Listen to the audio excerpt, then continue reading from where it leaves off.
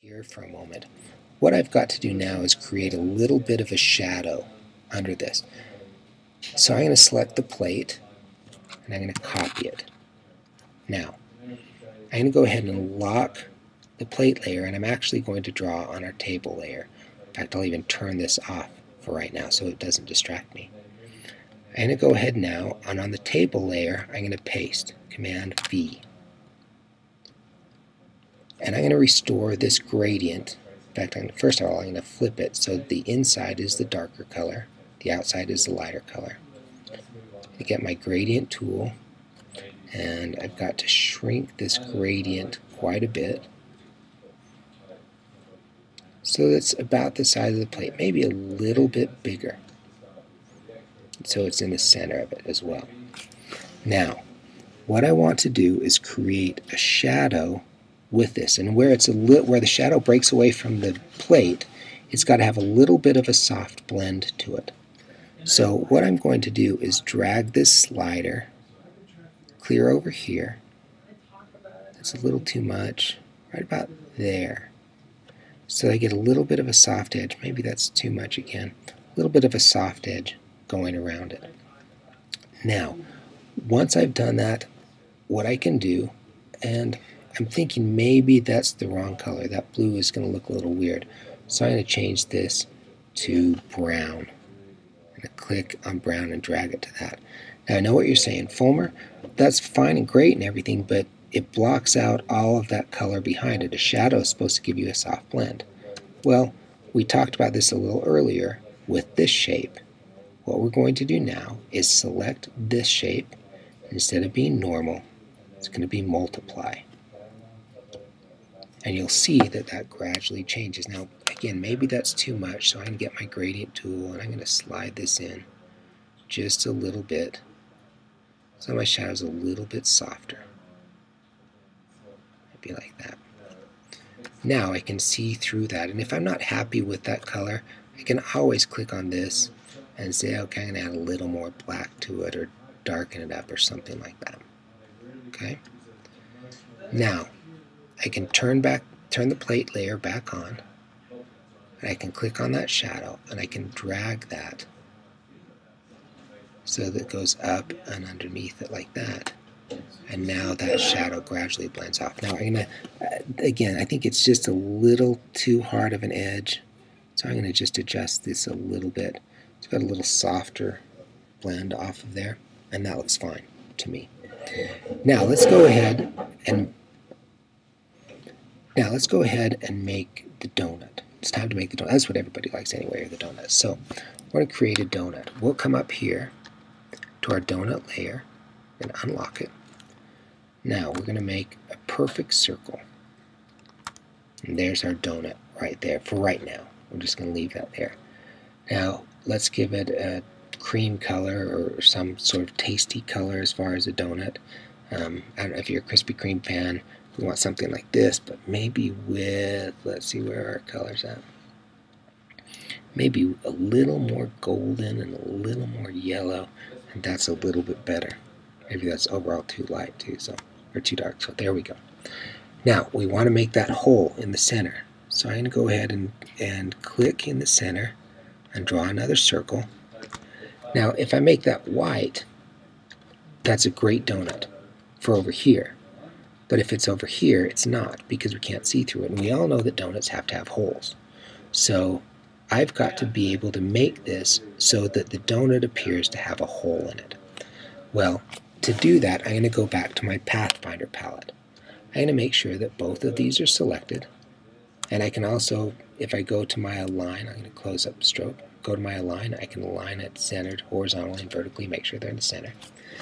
Now, if I come here to my Pathfinder, this is going to combine it, or unite those shapes.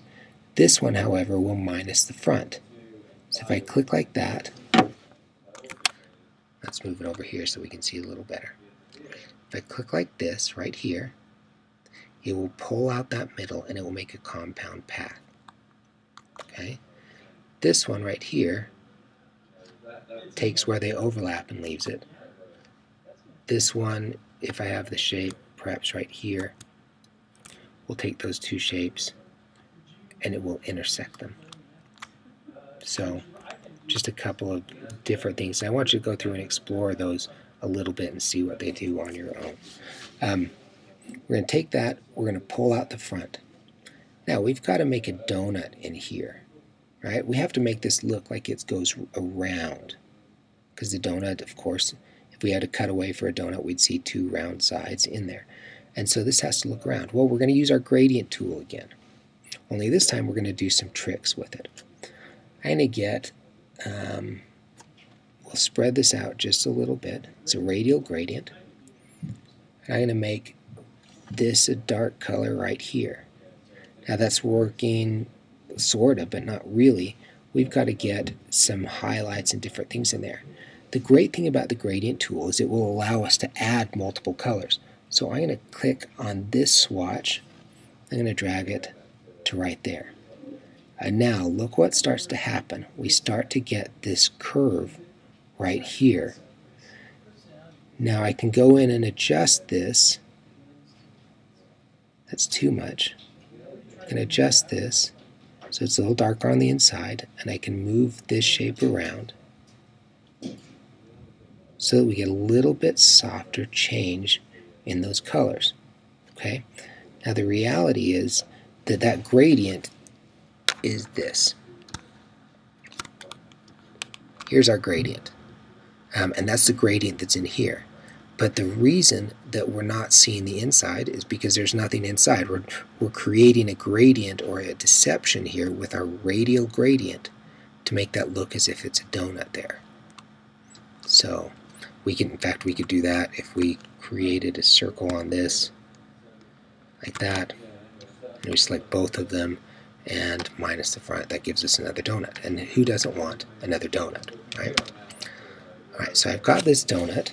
Now, I want to create a shadow for it. The best way to create a shadow for it is to go ahead and I'm going to copy that. Now I'm going to lock my layer here, go back to the plate. I'll hide this donut. I'm going to paste it. Oops, I can't do that because I'm trying to paste it onto a layer that's locked. I've got to unlock it. So Command V will paste it. Now to create a shadow, what I'm going to do in this case is I'm going to bring white to here and white to here, and then I'm going to push these colors so they're kind of close on both sides so that transition is a lot more dramatic. Now what I might do too, and this will help actually, I'm going to click here. If I click right below there, that will add a new gradient or a new slider to it. So now I can drag these and make this a little flatter. This I've got to make a little darker color. So we'll put a dark color in both of these. Probably ought to put the same color in both of them, like that. Where it's on that blue background, actually, I probably wanted to make this a blue color in both of these and let them blend to white. So I'm going to drag this in a little bit so that it gradually blends to white there. I'm going to grab this slider and move it around so that this gradually moves to that, and I've got now this gradient inside of there. And then I go back to my transparency palette, change it from normal to multiply, so you can see that it's going over the top, or it's blending over these. Okay. Now I'll turn my donut back on, and I can either move my donut or I can move the shadow. In this case, I'm going to move my donut. So that now I have a shadow underneath that. I can always come back now and adjust some of these things. In this case, I don't like that color, so I'm going to, I think dark brown is actually a better color. So maybe I'll put dark brown in both of those. And then I've got a little better shadow there.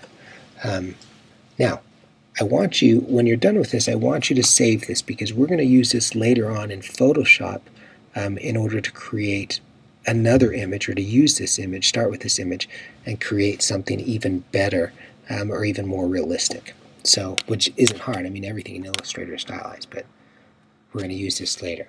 So I'm going to delete that. I'm also going to do this. I'm going to get a white rectangle. Make sure my fill color is white. And I'm going to click and drag that over the top of these shapes. In fact, I can bring it in a little more like this. That. Like that. And what that will do with those white shapes is you'll see that it completely cuts off all of those spaces that go outside of those layers, or outside of the image. And I have a nice clean image left over. Alright, what we're going to do now, save that and make sure that you come back to that and go File, Save, Save As.